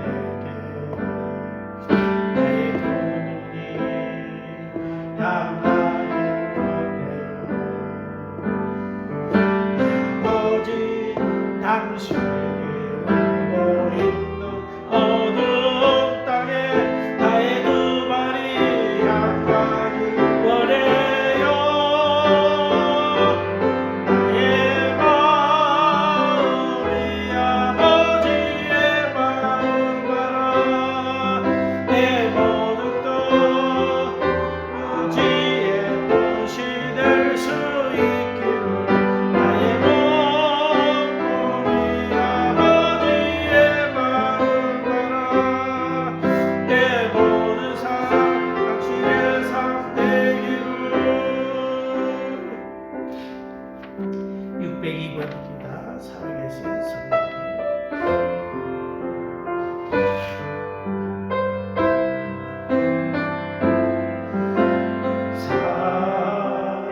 살아계신 성령님, 날 붙드소서.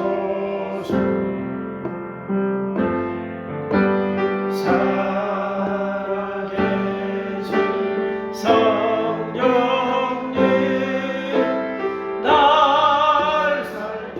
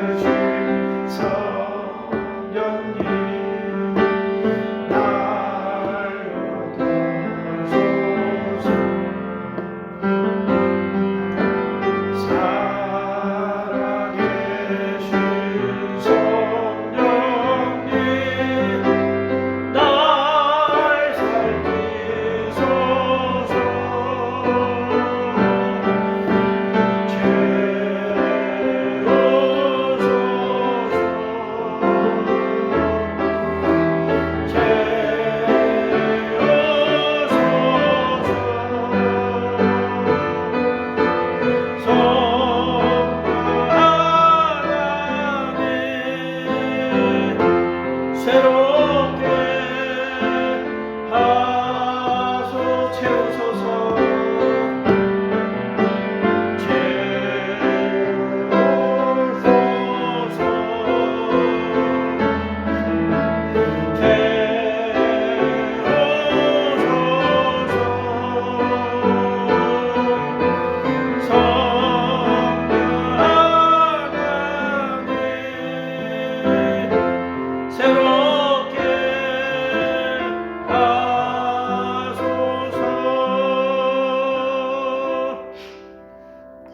함께 기도하기를 원합니다.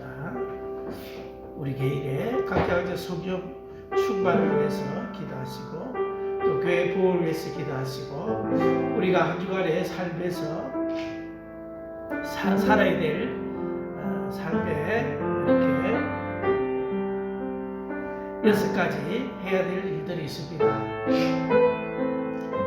이것을 우리 잊지 말고 잘 감당할 수 있도록 위해서 한번 기도하겠습니다.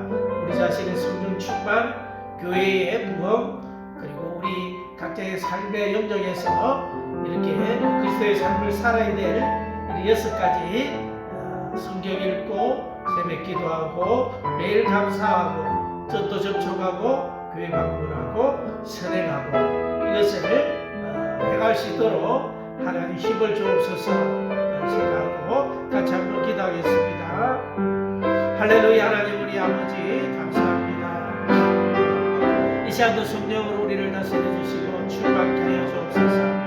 여자간 중에 하나님을 바라보며 주의 도우심을 간구합니다. 살아계신 성령이여 우리를 만져주시고 거룩한 영으로 우리를 다스려 주셔서 우리 속에 있는 모든 더러운 것과 악한 것들을 제거하여 주시고 하나님 우리 악착하고 좋은 마음 선한 양심으로 살아가는 우리의 삶이 되게 하여 주시기를 간절히 바라고 소원하고 언제나 하나님 앞에 진실하게 하나님 우리의 삶에서 정의롭게 살아가는 우리의 삶이 되게 하여 주시기를 간절히 바라고 소원합니다. 하나님 우리 아버지 교회를 붙드시고 우리 한 사람 한 사람이 하나님 손에 붙들리며 하나님의 크신 일들을 우리가 감당할 줄 믿습니다. 하나님 우리 아버지 성령으로 충만하여 주셔서 하나님 아버지 교회가 이 시대 가운데 하나님 감당해야 될 사명을 감당할 수 있도록 은혜를 들어주시기를 간절히 바라고 있습니다. 우리 각자 우리의 삶 속에서 하나님 빛으로 소금으로 나의 영적 축복을 얻기 위해서 우리가 감당하기 원하는 것들이 있습니다. 성경을 읽고 전도를 하며 하나님 순행을 해가며 하나님 우리 아버지 사부 우리의 삶에서 하나님을 매일 감사하며 하나님 교회와 아버지 하나님 접촉하며 하나님 우리의 이런 우리의 삶의 영역을 통하여 더욱더 경건한 삶 거룩한 삶을 추구하고 살아가는 우리의 삶의 모습이 되게 하여 주시기를 간절히 바라고 소원합니다. 사람은 알아주지 않더라도 하나님은 오늘도 우리의 삶을 살펴보시는 하나님이신 줄 믿습니다. 성령이여 우리의 심령으로 역사해 주셔서 우리가 믿음의 삶 하나님 우리 아버지 원하시는 이 합당한 삶을 살아갈 수 있도록 우리 속에서부터 하나님 변화와 복의 역사가 일어나서 하나님 아버지 불탈불처럼 하나님 우리 아버지 교회의 부흥의 세상 속으로 흘러갈 수 있도록 은혜 베풀어 주시옵기를 간절히 바라고 소원합니다. 아버지 하나님 오늘도 사역케 하시고 우리의 모든 걸음걸음이 주의 발자국 되기를 원하고 손길이 되기를 원합니다. 성령이 우리를 다스려 주시고 주의 선하신 뜻 가운데 우리를 주시기를 원합니다. 오늘 주의 말씀을 통하여 우리에게 사역해 주시고 먹이시고 입히시고 채우시고 하나님께서 있게 하여 주시옵소서.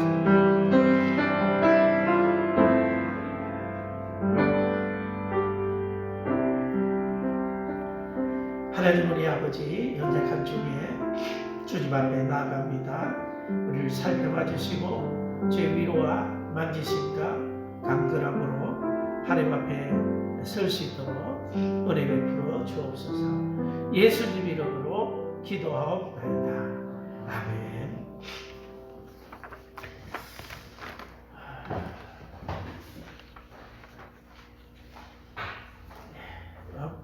우리 영적 건강 테스트 체크 한번 해볼까요?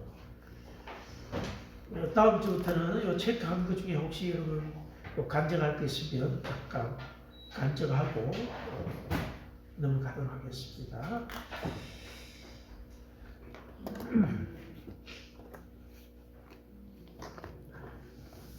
의뢰방 일이 안 했습니다.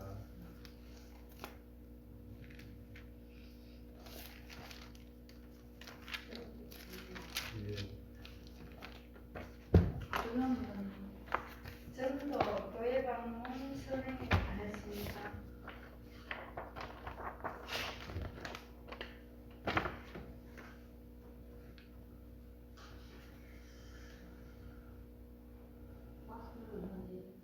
세부에서 나는 전도 세가지고 있습니다.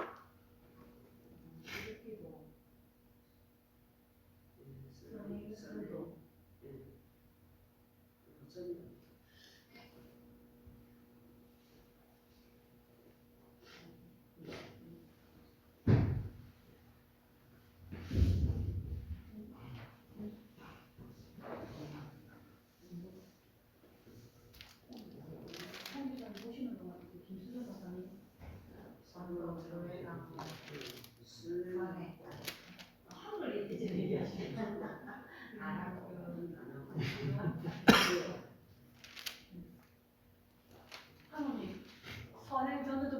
세부기도 했고 선행하고 수요 이거 다 하잖아. 그리고 여섯 개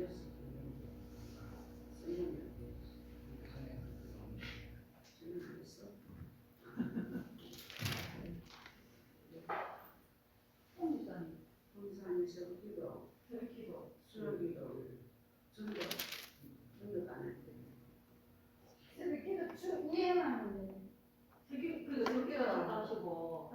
선행하고 전도하고 안 했대. 좀 배우시죠. 전다고 선행 안 하고 나머지 하실까 봐요. 한글 이야기 하시지 않은 걸 이야기하네. 선생님, 가는 게 성경 읽기하고 새벽 기도하고 매일 감사하고 교회 가면 이렇게 하신 거죠? 그렇지 나도 그렇고. 그게 많은 사람은 작은 걸 네, 많이 감사하지.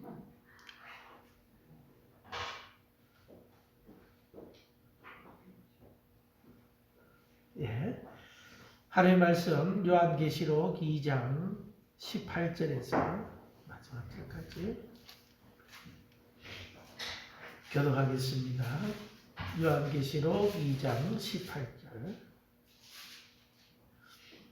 두아디라 교회 사자에게 편지하라. 그 눈이 불꽃 같고 그 발이 빛난 주석과 같은 하나님의 아들이 이르시되 내가 내 사업과 사랑과 믿음과 승리와 이해를 하니 내 많은 행위가 천수보다 많도다. 그러나 네게 책망할 것이 있노라. 자칭 선지자라 하는 여자 이세벨을 내가 용납함이니 그가 내 종들을 가르쳐 깨어 행음하게 하고 우상의 제물을 먹게 하는도다.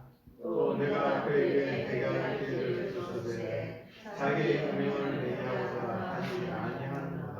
볼지어다 내가 그를 침상에 던질 터이요 또 그와 더불어 가늠하는 자들도 만일 그의 행위를 회개하지 아니하면 큰 환난 가운데 던지고 또 내가 사망으로 그의 자녀를 죽이니 모든 내가 많은 사람의 뜻과 마음을 살피는 사람들을 알지라.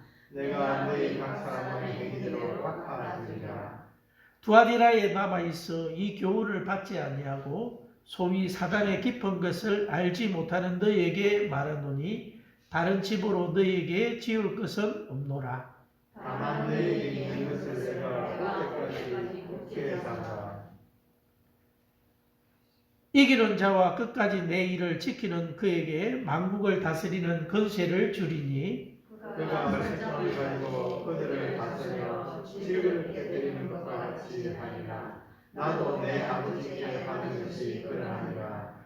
내가 또 그에게 새벽별을 주리라. 귀 있는 자는 주님이 너희에게 하시는 말씀을 들을지어다. 아멘. 순서가 에베소 교회에서부터 시계 돌아가는 방향으로 에베소, 서문화, 버가보, 오늘 두아디라 이렇게 있습니다.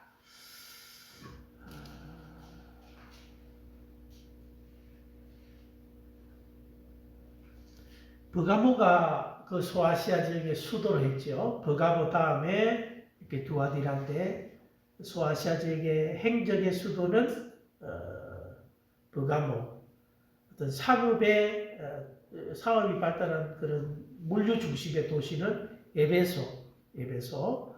그리고 이제 이게 시계 방향으로 돌아가면 해안 쪽으로 해서 내륙으로 들어가기 때문에 두아디라 교회는 좀 내륙에 위치해 있습니다. 내륙에 이 버가모 교회에서 이렇게 북동쪽으로 이렇게 한 60km 정도 들어가면 두아디라 교회가 있습니다. 버가모가 행정상 수도니까 이 두아디라는 그 사실 수도를 방어하기 위해서 군인들이 주둔하던 그런 곳이었습니다. 넓은 골짜기인데, 그러니까 하나의 위성 도시쯤 되겠죠. 별 볼 일 없는 다른 도시에 비해서는 그렇게 크지 않고 그냥 군인들만 있었는데 군인들만 살고 있다 보니까 뭐 의정부라든지 이런 도시들 있잖아요. 그렇게 상업이 발전하고 그러지는 않잖아요. 그 일부러 이제 그래 군인들이 있는데 그 도시를 좀 활성화하기 위해서 상업이라든지 이런 장사지들을 유대인들이죠. 유대인들이 이렇게 와서 장사를 하게끔 그렇게 해서 이 지역은 양모, 직조, 뭐 이렇게 염색 또 이런 보급이 발전한 그런 도시이기도 합니다. 두아디라. 우리 성경에서 두아디라 출신의 여자가 빌립보 교회에서 바울을 만나지요. 그 여자가 누굽니까? 루디아. 루디아의 직업이 뭐였습니까? 자주장사. 자주 옷을 팔던 장사. 그 장사를 어디서 떼어왔겠습니까? 자기 고향 두아디라. 자주 옷은 귀한 옷이거든요. 옛날에 뭐 왕들이 입는 옷이平민들은 흰 옷 입고 다니지만 왕들은 주로 자주색 옷을 입잖아요, 그죠? 그 자주색을 내기 위해서 어떤 뭐 소라 바다에 소라 비슷한 그런 속에 무슨 이렇게 이렇게 그 색깔을 내는 염료가 되는 그렇게 있다 그래요. 얼마나 많은 이런 소라라면 소라를 잡아야 염료로 쓸 만큼 그렇게 하겠습니까? 그죠? 그러니까 굉장히 이 염료가 비싼 거죠. 또 그 외에도 이제 땅에서 나는 뿌리 식물에서 또 이렇게 이 염료를 축출해 내기도 했는데 상당히 비싼 옷이고 왕들이 입는 옷이고 그런 것들을 장사했던 사람이 두아디라 출신의 자주장사 루디아였고 이 두아디라는 그런 직조, 양모, 뭐 이렇게 옷감 주로 그런 산업이 발달한 곳이었다.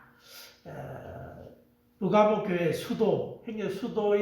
수도를 어디 방어하기 위해서 사실 임시로 거처했던 그런 지역이 조금 발전해서 상업과 발전해서 좀 커진 도시다 이렇게 생각하면 돼요.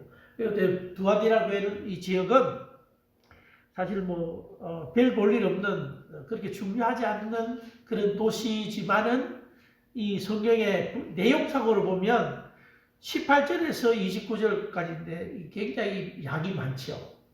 서머나 교회는 4절밖에 안 돼요. 4절. 그리고 두아디라 교회는 굉장히 양이 많습니다. 그래서 크고 작고 많고 적고 이런 것이 아니라 어느 곳에 있던 교회든 간에 그죠? 하나님의 관심이 그 교회에 있다 하는 것을 우리가 보게 됩니다. 1절에 보면 두아디라 교회 사자에게 편지하라. 그 눈이 불꽃 같고 그 발이 빛난 주석과 같은 하나님의 아들이 이르시되. 특이한 것은 하나님의 아들이 이르시되 그렇게 말하고 있습니다. 다른 곳에는 뭐 특징을 이야기하고 촛대를 거니시는 이가 가라사대, 죽었다가 살아나신 이가 가라사대, 살았다는 7년과 7배를 가지신 이가 이르시되, 다 그런 식의 이렇게 예수님에 대한 설명인데 이 두아디라 교회에서는 하나님의 아들이라는 표현을 씁니다. 하나님의 아들이 이르시되, 이 표현은 많이 안 나오는 표현이거든요. 예수를 하나님의 아들이라 이렇게 이 두아디라 교회에 한 것은 뭐냐면 이 두아디라 지역이 그런 상업이 발달하면서 길드 조직, 조합이 많이 생겼다 해서 조합으로 운영되는 그런 지역이었고 그 조합에는 항상 조합에 수호신과 같은 그런 신을 섬겼단 말이죠. 수호신을 섬기는데 그런 수호신 가운데 최고의 신이 누구냐면 우리는 하나님인데 이방인들은 제우스 신이거든요. 제우스가 우리 집에는 성부 하나님 댁이에요. 성부 하나님 댁. 근데 그 제우스의 아들이 누구냐면 우리나라는 아폴로라고 하는 신이 아폴로 우주선하고 아폴로 신 하죠, 그죠? 그게 제우스의 아들이거든. 예. 이 두아디라 지역에서는 큰 신전이 있는데 그 신전이 제우스 아들을 섬긴 아폴로를 섬기는 신전이 있었다고요. 예수님이 그걸 염두에 두고 예수님 자신을 나는 하나님의 아들이다라고 이렇게 그 지역의 교회에게 이야기를 한 거죠. 그러니까 세상에 왕의 신의 아들도 있지만 진짜 신의 아들은 누구냐? 예수 그리스도다. 하나님의 아들이다라는 것을 이야기하는 것입니다. 그러면서 좀 예수님에 대해서 더 설명하기를 그 눈이 불꽃 같다. 그 눈이 불꽃 같다. 불꽃 같다는 것은 뭐겠습니까? 살펴본다, 뭐 안다 그런 의미겠죠, 그죠? 주님은 아신다, 살펴보신다. 23절에 보면 내가 사망으로 그의 자녀를 죽이리니 모든 교회가 나는 사람의 뜻과 마음을 살피는 자인 줄 알지라. 내가 너희 각 사람의 행위대로 갚아주리라. 우리의 행위도 아시고 우리의 마음의 뜻과 우리의 마음의 중심을 살피시는 분이 하나님이시다. 그 하나님이 불꽃 같은 눈으로 우리를 살펴보신다. 그 하나님 앞에 하나님을 속이려고 해서도 안 되고, 언제나 하나님 앞에서 우리가 해야 될 것은 정직한 태도, 정직한 자세. 죄가 있어도 정직해. 하나님, 내가 죄인입니다. 정직한 마음으로 나아가면 또 하나님께서 우리에게 사죄의 은총을 주시지요. 그죠? 그래서 우리의 모든 행위들, 행위의 수고들, 주님은 다 살펴보고 계시다. 힘들게 교회 청소하고 뭐 봉사하고 뭐든지 할 때에 사람들이 알아주지 않을 때도 또 힘들 때도 나 혼자인 것 같아도 하나님은 항상 우리를 보고 계신다. 불꽃 같은 그 눈이 불꽃 같고 그 발이 빛난 주석과 같다. 그 발이 빛난 주석, 청동과 같다. 청동. 발이라고 하는 것은 뭐냐? 밟는 것이 통치, 정복 뭐 이런 걸 상징하는 거죠. 27절에 보면 26절 27절에 보면 이기는 자와 끝까지 내 일을 지키는 그에게 만국을 다스리는 권세를 주리니. 왜? 주님이 철장이 뭡니까?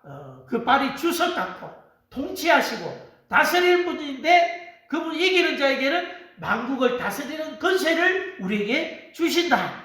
27절에 그가 철장을 가지고 그들을 다스려 질그릇 깨는 것 같이 하리라. 하나님이 다스리고 통치하고 하나님 밟으시면 이 주석이라고 하는 것은 청동이에요. 청동. 그 청동에 막 한 밟히면 다 질그릇 같은 우리 인생은 다 깨어지고 마는 것이겠죠. 그죠? 그래서 그런 주님으로 나타나고 있습니다. 19절 내가 내 사업과 사랑과 믿음과 섬김과 인내를 아노니 내 나중 행위가 처음 것보다 많도다. 그렇게 말하고 있습니다.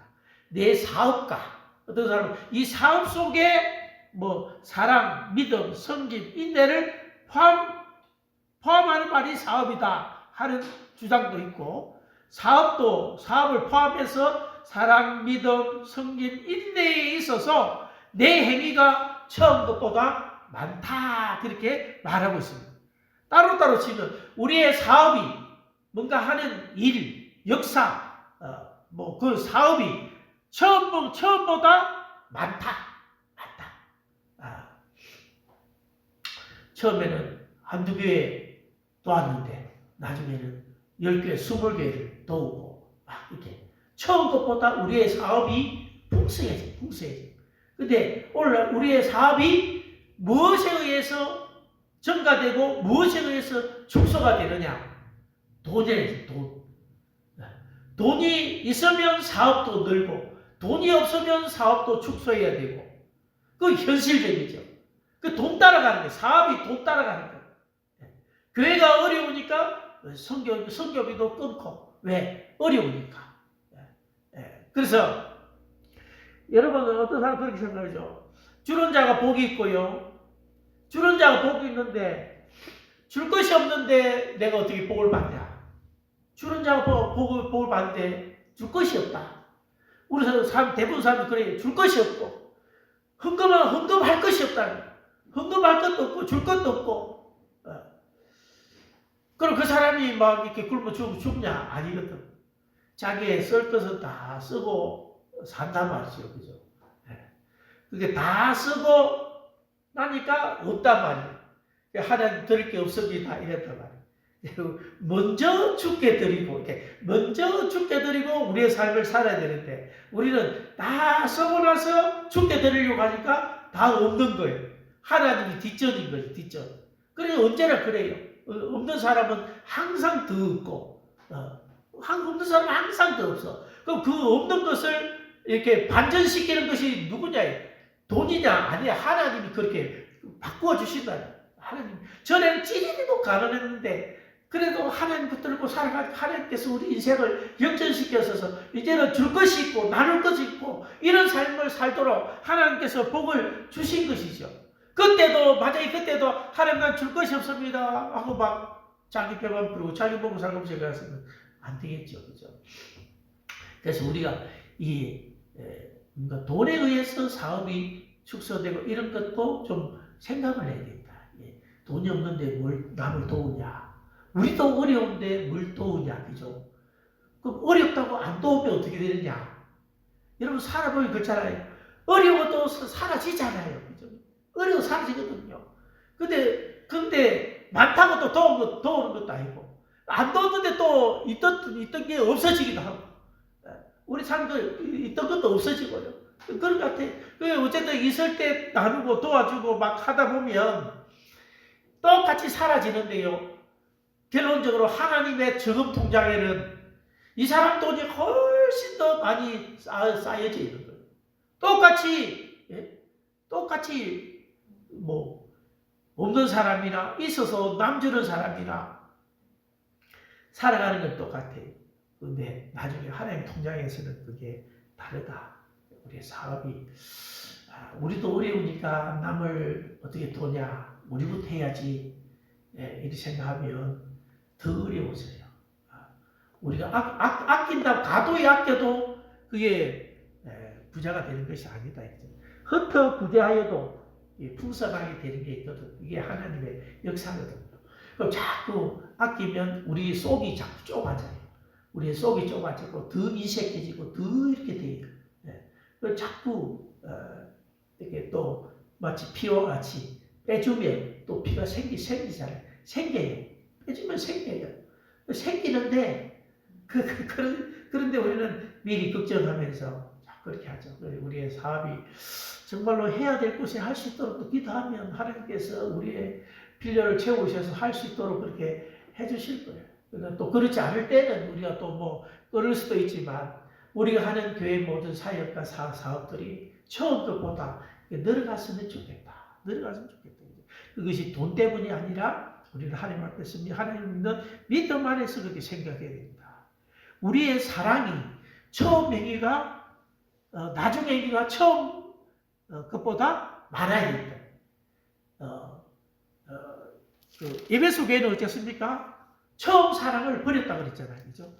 처음에는 사랑했는데 나중에 갈수록 사랑이 식어진 교회가 에베소 교회다. 근데 두아티라 교회는 처음에는 사랑이 미미했는데 갈수록 사랑이 깊어지고 사랑함이 많고 막 이렇게 갈수록 좋아졌다라.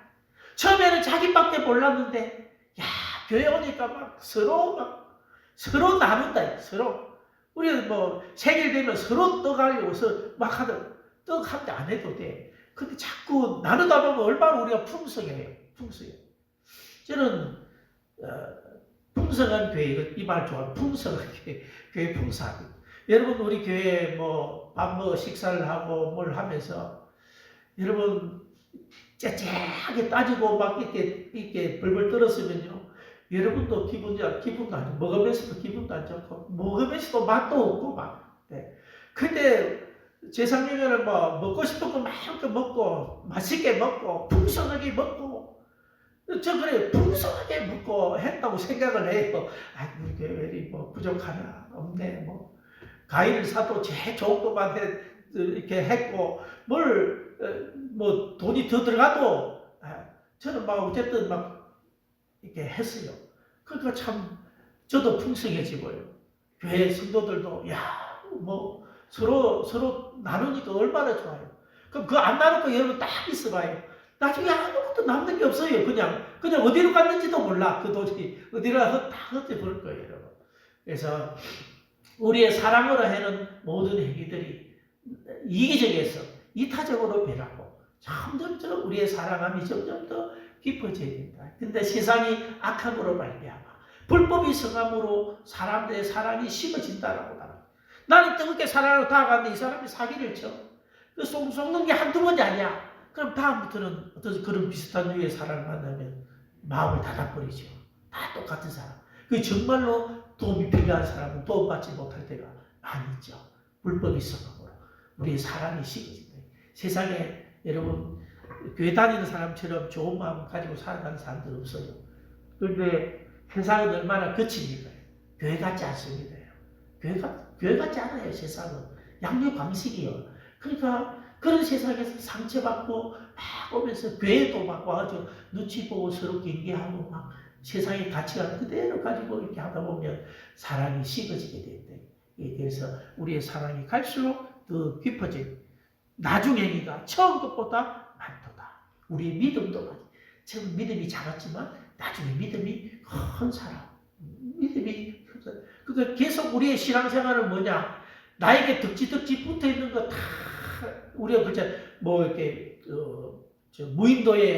무인도에서 뭐 살아남기 위해서 뭘 가져가야 되느냐? 혹은 뭐 집에 불이 났는데 뭘 가져올 것이냐? 뭘 가져올다 할 때에 결국 우리에게 남아야 되는 것은 뭐냐면 예수 그리스도만 남아요. 예수 그리스도.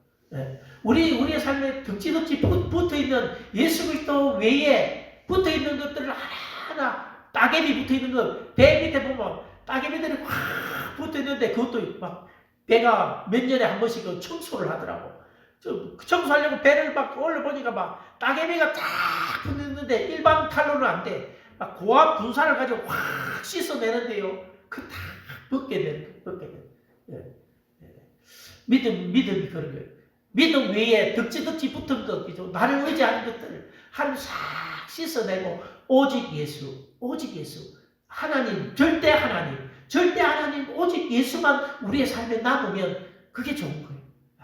예수 외에 더 바라는 것이 없다. 예. 그 말만 주지만 의지하는. 예. 그게 믿음의 행위가 처음부터 많은 거죠. 섬김도 마찬가지죠. 우리 섬기는 영역들이 자꾸 넓어졌으면 좋겠다. 처음 섬김보다. 그죠? 섬기는 사람이 자꾸 섬겨요. 때로는 그게 그 사람이 성령 충만하지 못하면 그 짐에 무거워서 넘어지기도 하지만, 근데 보세요. 그게 이것도 하고 저것도 하고 사람 시킬 사람이 힘들어요. 저 사람 시키려면 잘하고 성실하게 한단 말이에요. 그 섬기는 영역이 많아. 자꾸 많아져야지. 자꾸 우리는 교사된 사람이 교사도 때려치우고, 아이고, 나 이것만 하렸다. 그 자꾸 자기 축소되는 거예요. 이것도 하고 저것도 하리라. 이렇게 자꾸 이렇게 늘어가야 되는 거예요. 섬김에. 인내를 알아. 인내. 여기 다 믿음, 소망, 사랑이에요. 믿음. 인내는 소망이고요. 그 다음에 믿음이 있잖아요. 그 다음에 사랑이 있잖아요. 그 다음에 성경은 뭡니까? 그 열매예요, 열매. 믿음, 소망, 사랑, 열매. 그러니까 이게 두아디라 교회의 믿음, 소망, 사랑이라고 하는 것은 우리 신앙의 모든 것의 기초거든요. 아주 균형이 잡힌 교회고, 아주 정상적인 교회고, 아주 우리가 이렇게 추구해야 될 교회의 모습이 두아디라 교회에 있어요. 믿음, 소망, 사랑, 그리고 거기로 나타나는 그 열매가 있는 그런 교회가 두아디라 교회였다는 거예요. 예. 그래서 그러면서 날마다 이제 향상이 있는 교회, 발전이 있는 교회, 퇴보하는 교회가 아니고 발전이 있는 교회, 그런 교회가 두아디라 교회고 우리가 그런 교회가 되어야 되죠. 소아시아 7교회, 교회마다 다 특징들이 있지만 좋은 것은 따라하고 안 좋은 것은 우리가 조심해서 버리면 되거든요. 두아디라의 좋은 점들을 우리가 추구해야 한다. 퇴보하는 신앙이 아니라 점점 발전하는 교회. 하나님과 멀어지는 신앙이 아니라 날마다 하나님께 더 나아가는 신앙이 우리의 신앙이 되어야 된다라는 거죠. 20절. 그러나 내게 책망할 일이 있노라. 자칭 선지자라 하는 여자 이세벨을 내가 용납함이니 그가 내 종들을 가르쳐 깨어 행음하게 하고 우상의 제물을 먹게 하는도다. 이세벨, 구약시대의 아합의 사모님이 이세벨이잖아요. 아합 왕의 여왕이 이세벨 여왕인데 바알을 섬기는 사람, 바알, 우상을 섬기는 사람. 우상을 섬기면 아까 여기도 이제 여기 이세벨은 그 이세벨은 아니지만 이세벨과 같은 유행의 사람이 자칭 선지자라 하는 여자 이세벨이 있었는데 교회가 그를 용납해서 내 종들을 가르쳐 깨어 행음하게 하고 우상의 제물을 먹게 한다. 우상의 제물을 먹고 행음하게 하는 것. 그 당시에 성전에 가면 우상 주신을 섬기는 우상을 섬기고 그 주신을 섬기는 성전에는 항상 장녀들이 있어서 그 장녀들과 성적인 그런 관계를 맺는 행음하는 그런 일들이 있었다. 근데 이런 이세벨과 같은 자가 교회 속에 들어와서 마치 세상에 있는 그런 우상과 이런 가늠 이런 것들을 합리화하면서 성도들을 미혹했겠죠. 타협했겠죠. 야, 괜찮아. 이 정도는 괜찮아. 그렇게 했겠죠.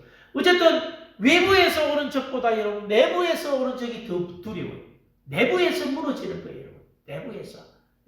전쟁을 해도요.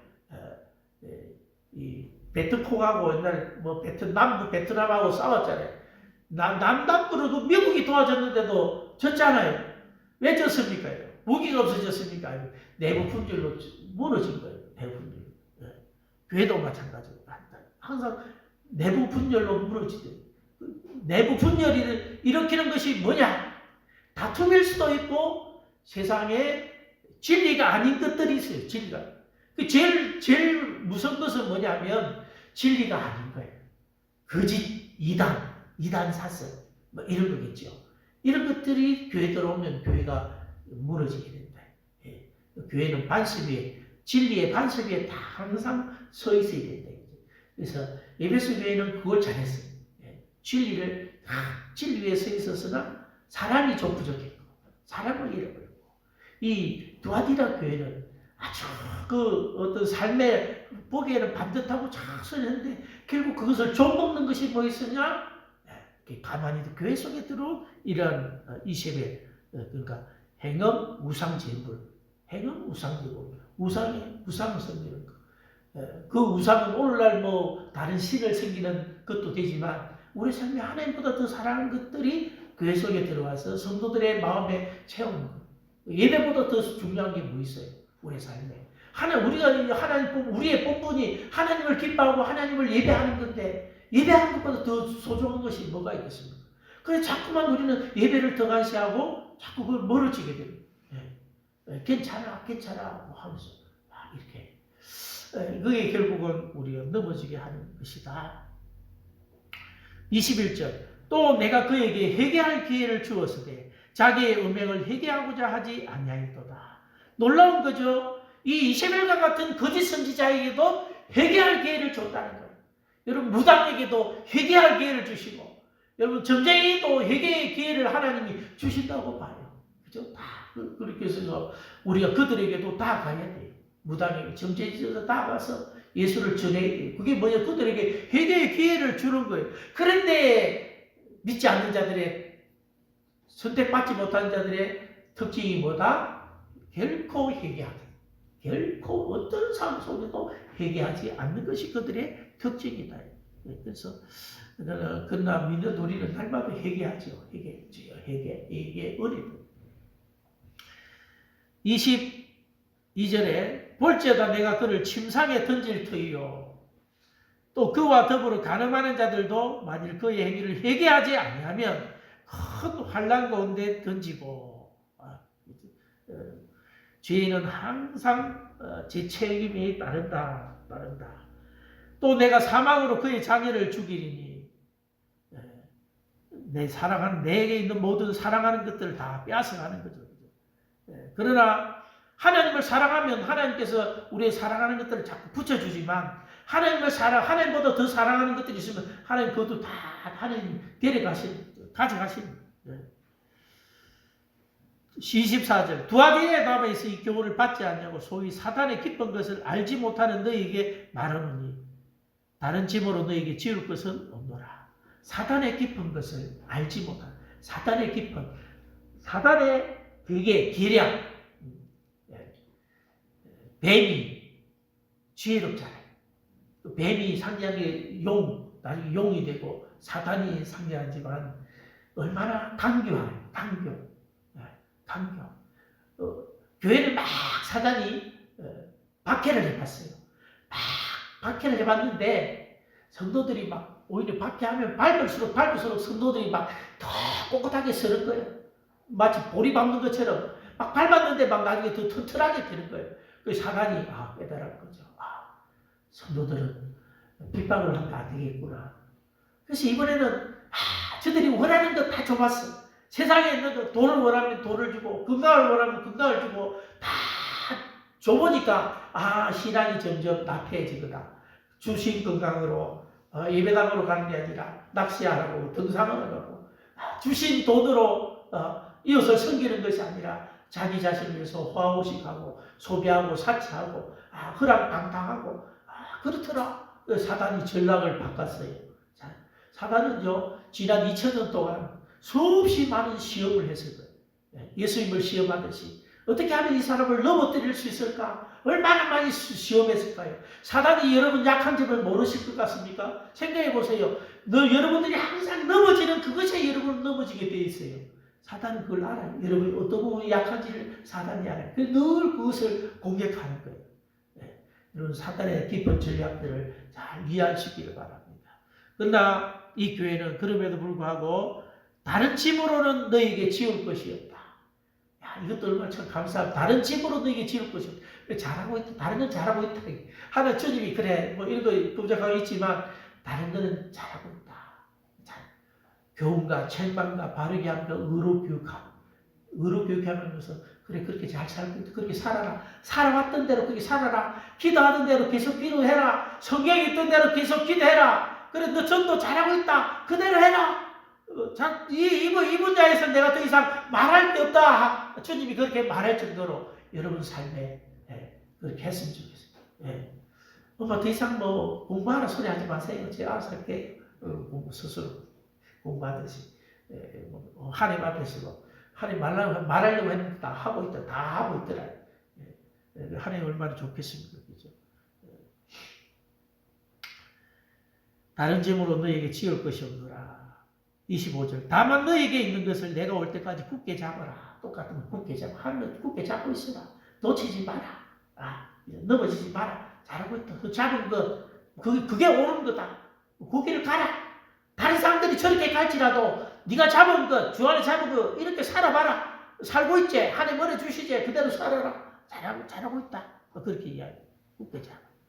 26절. 이기는 자는 끝까지 내 일을 지키는 그에게 만국을 다스리는 권세를 주고. 그렇죠. 우리가 주님과 함께 주님이 만왕의 왕이신데 그가 통치하실 때 우리도 같이 통치하게 될 것이다. 그가 철장을 가지고 그들을 다스려 질그릇 깨뜨리는 같이 하리라. 나도 내 아버지께 받은 것이 그러하니라. 심판하시고 통치하시고 다스리고 우리를 왕같은 제사장이에요. 우리는 왕같은 제사장. 세상에서 우리의 영적인 권위가 거든 왕같은 제사장. 여러분 자신을 가소평가하지 말고 그렇다고 너무 가대하게 평가하지 말고 주님이 얼마나 우리를 정말로 위대한 자리에 올려주시는지 우리가 다스리고 우리가 통치해야지. 왜 세상의 통치를 받고 세상의 다스림을 받냐. 우리가 세상을 정복해야지. 왜 세상이 우리를 교회를 정복하도록 내어두느냐. 우리의 위치를 잘 알아라. 28절. 내가 또 그에게 새벽별을 주리라.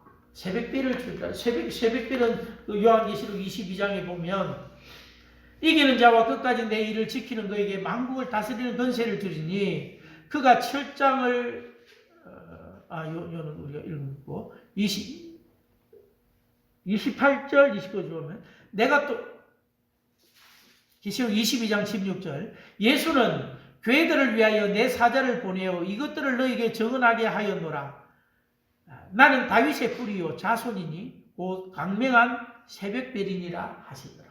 새벽별은 예수님 우리 모시고 살아가는 거. 예수님 모시고서 때로는 예수님의 복음을 예표하기도 합니다. 베드로후서 1장 9절을 보면 우리에게 더 확실한 예언이 있어 어두운 데 비치는 덕불과 같으니 날이 새어 샛별이 너희 마음에 떠오르기까지 너희가 이것에 주의하는 것이 가하니라. 어두운 가운데 있는 인생에게 덕불과 같이 샛별과 같이 떠오르는 그것이 뭐냐? 예수 복음, 예언의 말씀, 복음의 말씀이다. 예수 그리스도의 복음, 예수님이 바로 새벽별이다. 그 새벽별을 가진 자, 우리는 가진 자다. 가진 자. 29절 귀 있는 자는 성령이 교회들에게 하시는 말씀을 들을지어다. 오늘 들으라. 네. 말씀하옵소서 주의 종이 듣겠습니다. 그런 마음으로 오늘 말씀을 듣고 우리의 삶에 적용해야 될 것들을 생각해 보시고 한 주간도 승리하는 말씀 되시기 바랍니다. 기도하겠습니다.